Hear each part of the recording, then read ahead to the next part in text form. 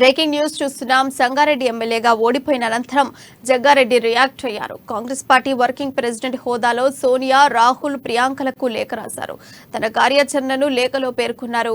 ఒక బలవంతుడు భూమి మీద ఎప్పటికీ బలవంతుడిలాగే ఉండడు. కొన్ని సంవత్సరాలు మాత్రమే బలవంతుడిగా ఉంటాడు. ఏదో ఒకరోజు బలహీనుడు కాక తప్పదు. ఇది ఏ వ్యవస్థలోనైనా, వ్యాపారం, రాజకీయం, ఇంకా ఏ రంగంలోనైనా ఇంతే. అలాగే బలహీనుడు ఎప్పటికీ బలహీనుడుగానే ఉండడు.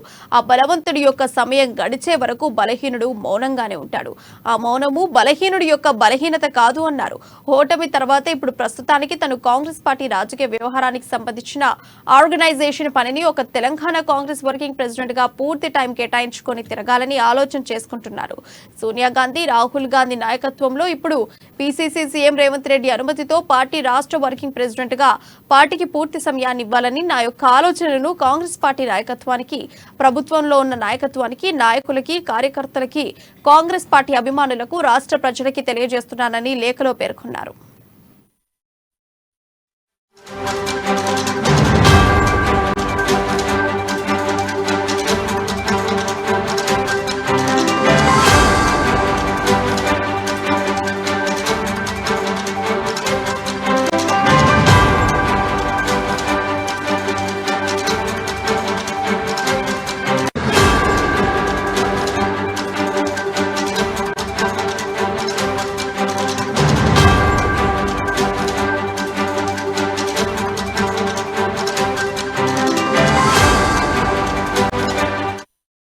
బ్రేకింగ్ న్యూస్ చూస్తున్నాం. సంగారెడ్డి ఎమ్మెల్యేగా ఓడిపోయిన అనంతరం జగ్గారెడ్డి రియాక్ట్ అయ్యారు.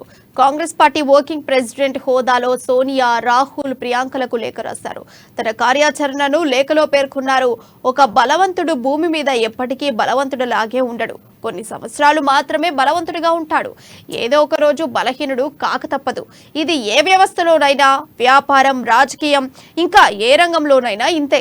అలాగే బలహీనుడు ఎప్పటికీ బలహీనుడుగానే ఉండడు. ఆ బలవంతుడి యొక్క సమయం గడిచే వరకు బలహీనుడు మౌనంగానే ఉంటాడు.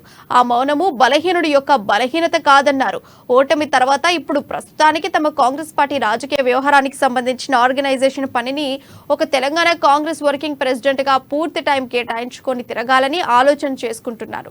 సోనియా గాంధీ, రాహుల్ గాంధీ నాయకత్వంలో ఇప్పుడు పిసిసి సీఎం రేవంత్ రెడ్డి అనుమతితో పార్టీ రాష్ట్ర వర్కింగ్ ప్రెసిడెంట్ గా పార్టీకి పూర్తి సమయాన్ని ఇవ్వాలని నా యొక్క ఆలోచనను కాంగ్రెస్ పార్టీ నాయకత్వానికి, ప్రభుత్వంలో ఉన్న నాయకత్వానికి, నాయకులకి, కార్యకర్తలకి, కాంగ్రెస్ పార్టీ అభిమానులకు, రాష్ట్ర ప్రజలకి తెలియజేస్తున్నానని ఆయన లేఖలో పేర్కొన్నారు.